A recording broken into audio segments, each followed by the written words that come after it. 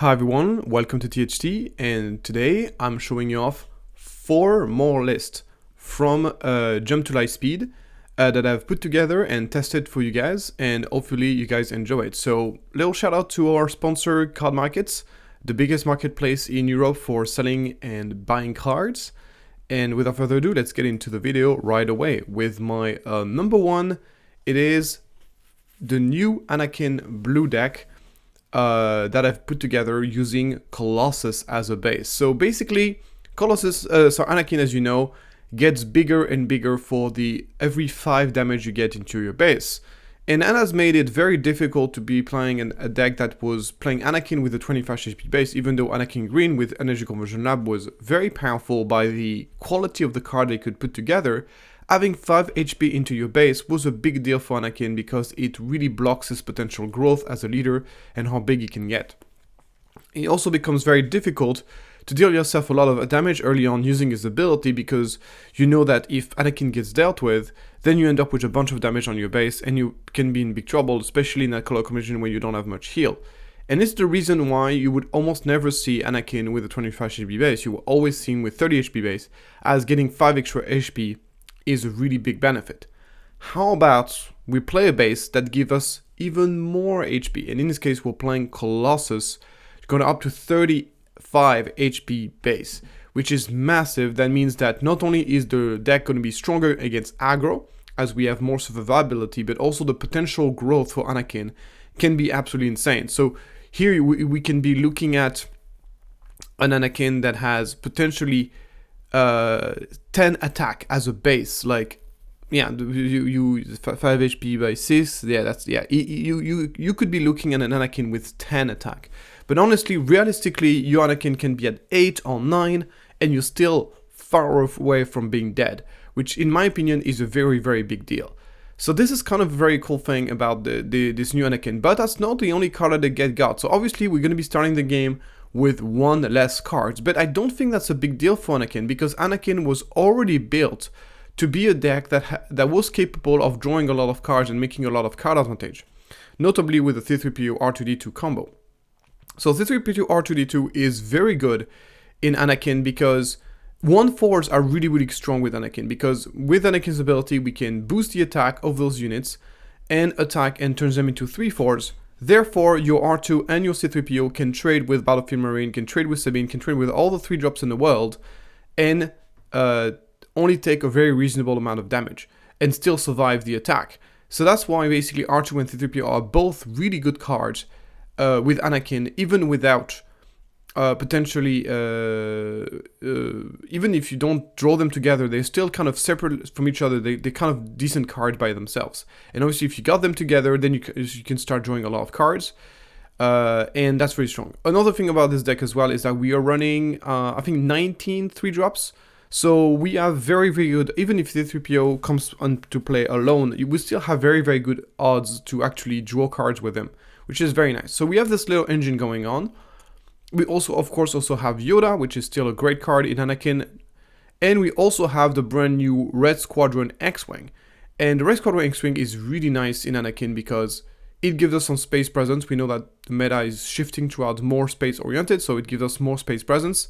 And it also allows us to draw a card as it comes into play, which is very important for the deck, obviously, as we want to make up for the fact that we only start with 5 cards in the deck. So we have a lot of ways to draw cards. So this is a version here that runs 3 pillage in the main deck. You could be running a version that plays maybe some disabling fang fighters. There's a lot of different ways to build the deck. I just want to show you kind of the basic idea of the deck. So you can see it's kind of a traditional Anakin Blue. You noticed a couple of change on the deck. So I have a variety of the removal. Regional Governor is still very strong. Basically, the deck is relatively weak to early space. So you play Regional Governor, you get something that can kill anything on the ground combined with Anakin's ability, and then you're going to be naming an early game unit that plays into space. So then you kind of covered, cover your different, and you can really screw over your opponent's start by doing this. It's also a very strong card in late game against control. So we have a deck that has loads of sentinels, obviously the Concordat Interceptor, the Village Protectors, that has a lot of flexible removal, a lot of ways to heal, and is also has a 35 HP base and also has a leader that can race very effectively. So I think this deck is by default very strong against aggro. That's why I kind of refocused the deck a little bit anti-control in the main.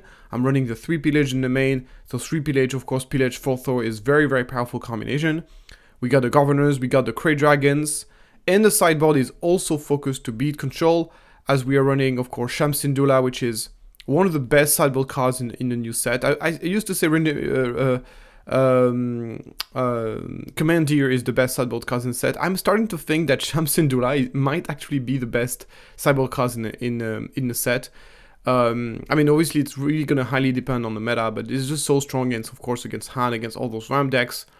We are running Stella Guerrera, which is obviously a constant sort of card advantage, and now that we have 35 HP base, and we start with one less card, we are less bothered dealing damage to ourselves, and we are actually really value the card advantage. So I think Stella Guerrera is even better in a deck like this than she used to be.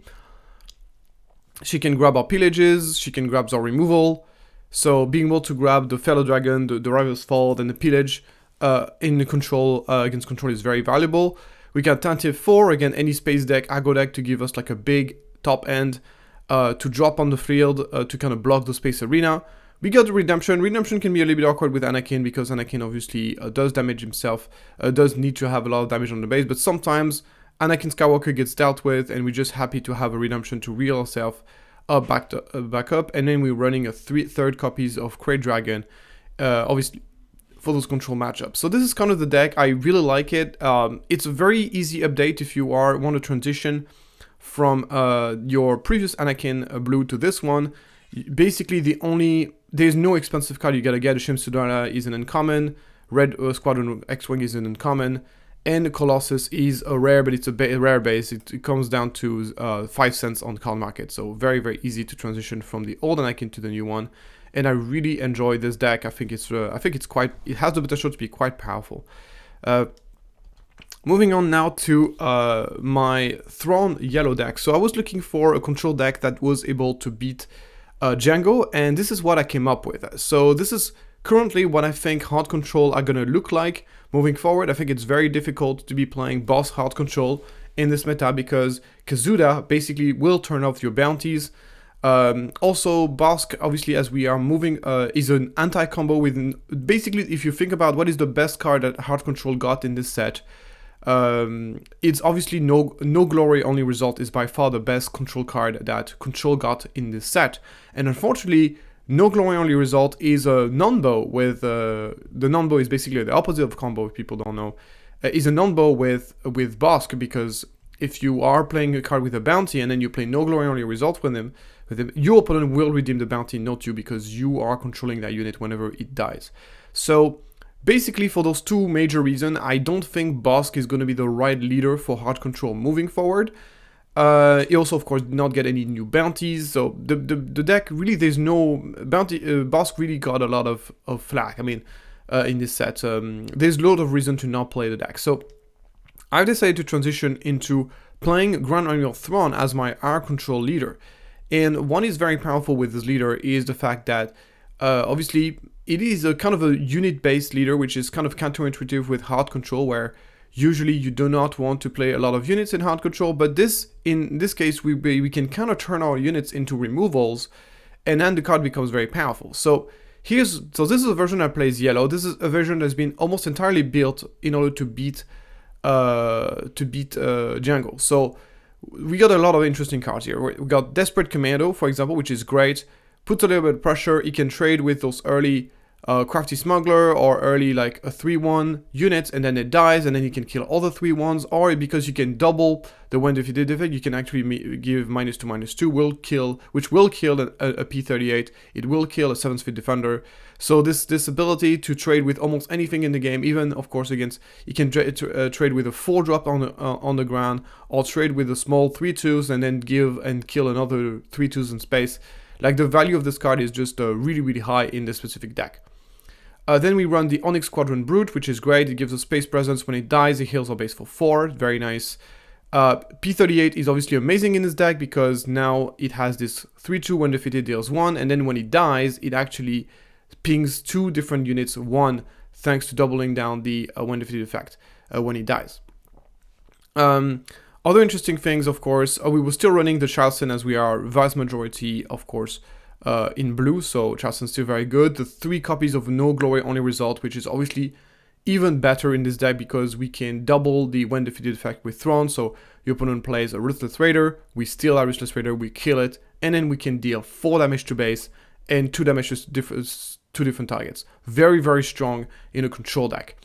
We got the Theonite Relief Runner, which is going to give us a constant source of heal, and if it ever dies, it's going to heal us up to 6 HP. So, and then we got the late game. Obviously, Snoke is still one of the best cards against Django you could possibly play.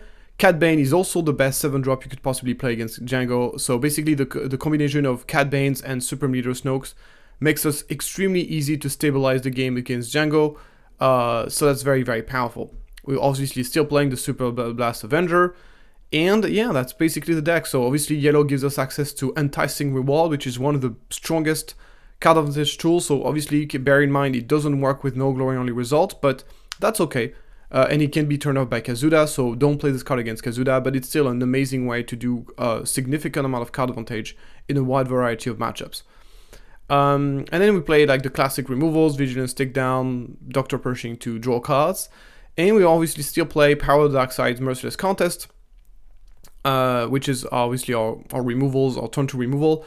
Merciless Contest is actually significantly better now, and actually it is on my list of some of the cards that got a lot better with set 4. And Merciless Contest is amazing in this deck because it allows us to kill our own units, which is very valuable when we have such a powerful when defeated effect. So you can go, let's say your opponent has like, you have like a P38 in play, your opponent has 2 space unit, so 1 space unit and 2 small 1/1s, 1 health units on the ground. You can just play Merciless Contest, ping the 2/1 health unit, and then finish off the last unit with the defeat effect. It's just very, very powerful. So that's really cool. Obviously, this kind of deck is not built for the Mirror of Control, but if you want, you can transition into a version that will do very well in the Mirror of Control by playing some Bounty Hunter Crew in the main deck. Bounty Hunter Crew and Bazine are still amazing card in Mirror of Control, so you can definitely optimize the deck to be very strong against control, but I've decided not to do this because I don't expect hard control to be a thing early on in the game. In the sideboard, we got the Annihilator to deal with the green-black soft control decks, and most notably, of course, the Relentless, more Super Laser Blast. We got the Bounty Hunter Crew for the Mirror Control. We got the Commandeer to have even more stuff against Django. And then we got 3 copies of I Am Your Father, which you might be surprised by. But this card that I've really, really enjoyed against Han. I think it's one of the best cards against Han, which is obviously still one of the bad matchup for the deck. Because you basically love both of the side of that card. You love dealing 7 damage to a unit for 3 resources. It's another removal you can use to get rid of the key card of the Han deck, which has the tech, the tech and the I forgot the name, and the DJ, sorry. And if your opponent lets you, like, either way is great. Most of the time, the person will actually prefer you to use it as a removal, because this is very, very much a matchup of attrition. It's a matchup that is all about card advantage. So if you lets you draw 3 cards, it puts you so far ahead that your opponent will most likely prefer to have this as a removal, and then it becomes a deal 7 damage for 3, which is just insanely good. So it's just a really, really great card specifically against Han. So this is basically the deck. I think if I was going to be running a hard control deck in this meta, this is what I would be running. I think it's decent against everything, and it's still weak against Han, obviously, but I don't expect Han to be as strong in this meta that he was in the meta before, because he didn't receive any great tools. I mean, it got some new cards, but nothing that really is a strict improvement over the deck, I would say. However, Django's got a lot better, and this version of the deck is really powerful against Django. So this is what I would advise. So no glory result goes for €149. The game down a little bit, still inexpensive for rare, but. And then we're going into my version of Kazuda Red. So this is a version of Kazuda Red that runs Thermal Oscillator. I just wanted to experiment with this card, and I think if there's one deck that can benefit from this card quite a bit, it is like a Kazuda, First of all, it's an aggro deck, so it doesn't care too much about... It's a very, very aggressive deck, so it doesn't care too much about having 3 less health most of the time. However, having 5 less cards in the deck does make the deck a lot more consistent. There's a few key cards that are very powerful if you run them early. Most of them, I would say, Fireball, Trench Run, Heroic Sacrifice. We get into that as we get into the list. And the deck is pretty straightforward. It is a very aggressive deck that goes into space, puts a lot of pressure on the opponent, using Kazuda's ability to turn off the negative effects, so Fireball becomes a 3/3 for 2 in space. Can sometimes hit ambush, but it doesn't even have to ambush to be really good. We get obviously the super aggressive Kazuda Hero Deploy. Deploys on turn 3 for +3/+3 into a unit. The unit becomes a leader, becomes very difficult to deal with, and puts tons of pressure. We deploy into a black one becomes basically that unit becomes a 6/6 that does tremendous pressure on the opponent. And we can even ready the unit using BB-8. So BB-8 is at the same time, it's a 1-drop that is a 1/4 on the ground that can be very annoying if your opponent plays a lot of 3/1s, or it can be just a 1 mana pilot just to add a bit more pressure, and or it can be an untap effect for black one and for Fireball, because Fireball is also resistance. So there's a lot of cool application here for BB-8 in this particular deck. Then it also allows us to get double 1-drop opening with Counter Spacer, BB-8 plus Counter Spacer, or BB-8 plus Cartel Turncoat, or Turncoat into Leia. So between those 3 cards, we have quite a few good odds of running double 1-drop opening, which against some decks can be very powerful. Then the deck pretty much goes into Million Falcons, put some more pressure than a Cassian. I still like Han Solo in this deck because we play quite a few space units, so Han Solo becomes sort of a buff spell, kind of like, imagine this as a surprise strike that deals 1 less damage, but that gives a permanent upgrade of +2/+3, and sometimes, of course, when you command on Falcon, you can actually just snipe something if you need to, and sometimes it can be an ambush unit, so it's just a very flexible kind of buffs. We're also running the 3 Stolen AT-Holler. Do not run this card against anything. There's some matchup in which this card is really bad, but against any deck that's going to have difficulties killing the AT-Holler in 1 shot, then the card becomes really, really strong. 4/5 for 3 is obviously very amazing. We got a couple of pieces of interaction here with Space the Target's Bamboozle. Why are we running Space the Target instead of Whaley? Simply because we do not want to disturb our 4 cards I believe in. With this deck, it's very good odd. The only non-heroism card in the main deck is going to be the AT-Holler. So 4 cards I believe in, basically almost guaranteed 3/4 damage.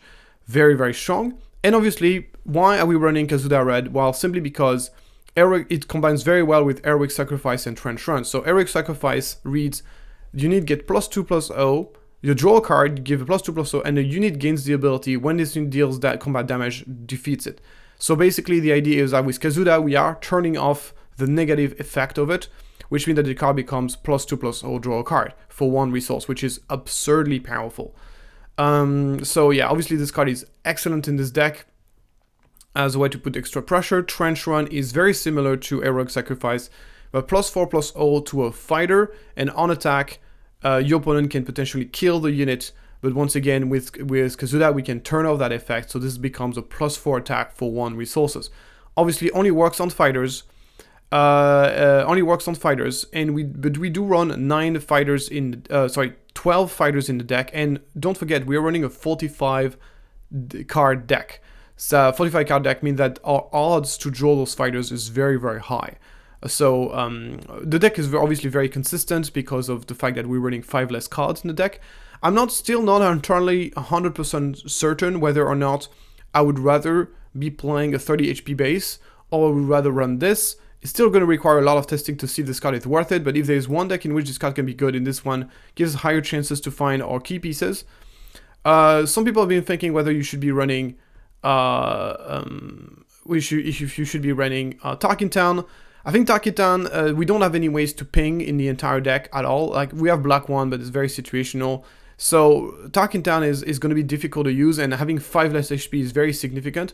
I personally would either run a 30 HP base or run the Thermal Oscillator personally. Yeah, so that's basically the main deck. So as a sideboard, we have the Jam Communication as a way to protect units. It's against decks who runs a lot of removal. We got the Cantina, the connecting hunter. No, the contracted hunter. Sorry. So in the current meta, I think it's really good against aggro deck who plays a lot of ground units. We can turn off the negative effect with Kazuda. It's not entirely guaranteed whether we're going to be meta, but that's once again the kind of like the sideboard is still kind of work in progress. Shamsindula, of course, against anything that ramps, and then the Commandeers against the space decks. So that's basically what the deck is all about. I think this is one of the strongest aggressive deck in the game. I still think the yellow version is better, personally. I think yellow overall just brings more stuff to the table, and the deck is going to be a little bit less all-in. This deck is a little bit kind of like more all-in on the aggressive plan. I think the Kazuda Red and Kazuda Yellow are the two best versions of the deck, and we're still thinking with it which one is going to be the best one. It's hard to tell. Personally, I find on paper at least I find the Kazuda Yellow to be better, but I would need to be playing a lot more Kazuda to really find out which deck is definitely the best. And but yeah, both of those decks are very, very strong, so this is going to be something that I'm going to be excited about. Stone Interior currently goes on 10 euros for card market, and now we're going into kind of like I just wanted to show a deck that was a little bit different, something a little bit more on the less competitive side, but I think has some cool things going on that I just wanted to show off.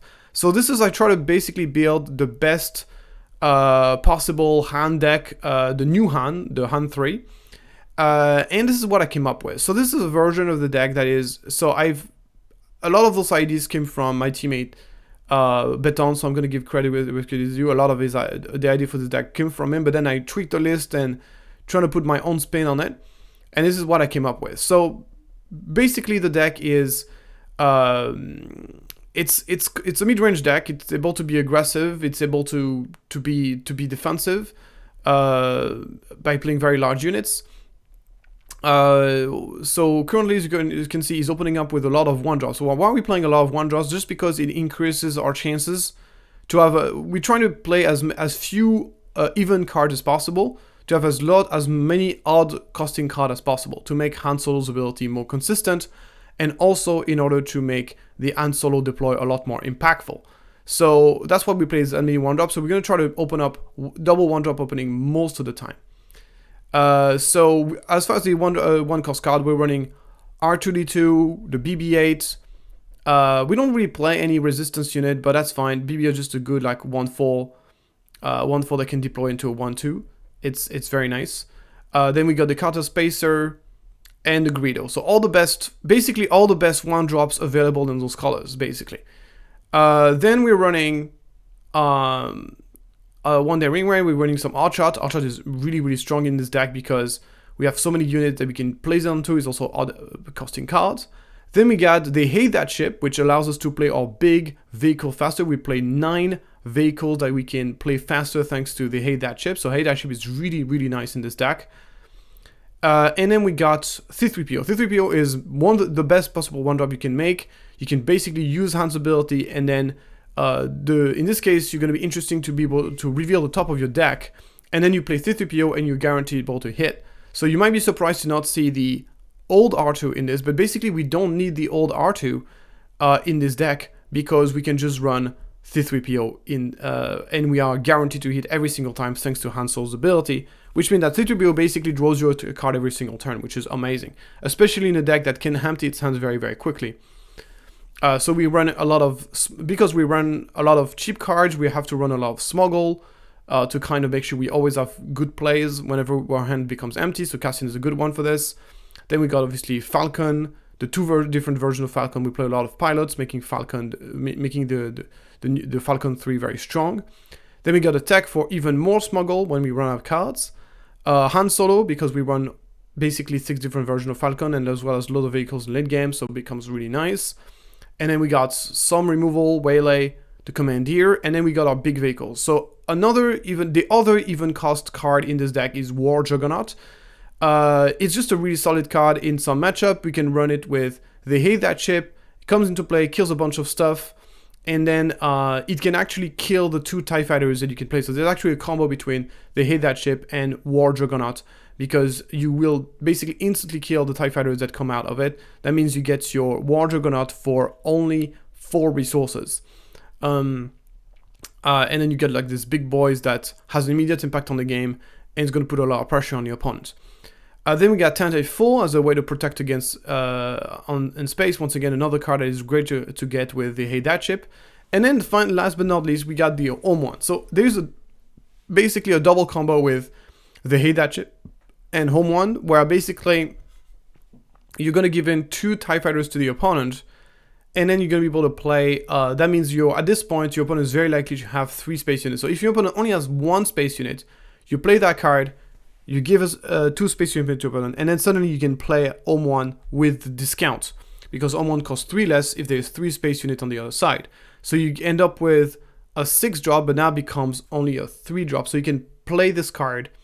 So you get the discounts of, it gets discounted by 3 by the HJ chip, and then so you get like a massive discount on Home One, and you can play it for as early as turn 5, I believe. So that's like very, very early, massive space unit. It comes to play, kill something. So it will most likely kill the one vehicle that the opponent started the turn with, and which sometimes can be really large. It leaves a huge threat on the board, and it's also an odd costing card. So is this one deck in which this card can be good? It has to be in this one.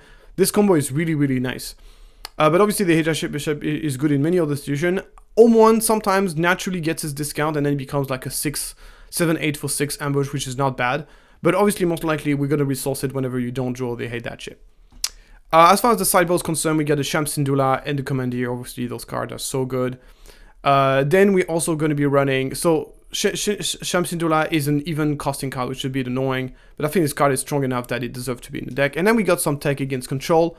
We got the Tranquility combo, so we can play Tranquility into Tranquilities for like infinite value against control, where it keeps bringing himself back, which can be very strong in hard control matchups. And then we got Profundity as well as already discarded. So those are like anti-hard control cards. And then basically the deck, it's pretty fun. It's very different from anything we've played before. It has tons of fun, cool combos. It's a fun deck. I still find the leader's ability of Han Solo a bit too unreliable, unfortunately, which makes the deck a little bit difficult to play sometimes. Even if, as you can see, we're playing as few even costing cards as possible, the deck still sometimes struggles to get going. But I think the deck is still very nice. Sometimes the deck also struggles to find space units to deploy Han Solos, and so I'm still kind of work in progress and trying to see if I can make this even better. But it's definitely a very, very fun deck to play with, and it's very different from everything you've seen. So in this deck, you can get Han Solo for 39.9 euro at the moment. Card is fairly expensive, which is normal because it's one of the best legendary in the set. And as I said, the fact that you can play it in weekly packs doesn't make it any cheaper. Anyway, well, thank you so much for following this video. Those are 4 more lists for set 4. This set just gives us so many cool and interesting cards that there's so many interesting things to try out and so many different decks. So this is what I've been working on in the past few weeks, and I hope you guys enjoyed that video, and you let me know how you would improve those lists, because definitely some are subject for improvement. I think the 3 lists I showed before are going to be quite competitive. This one maybe a little bit more on the fun side of things. Anyway, I hope you enjoyed it, and please, if you like that kind of video, please like and subscribe, and I'll see you next time.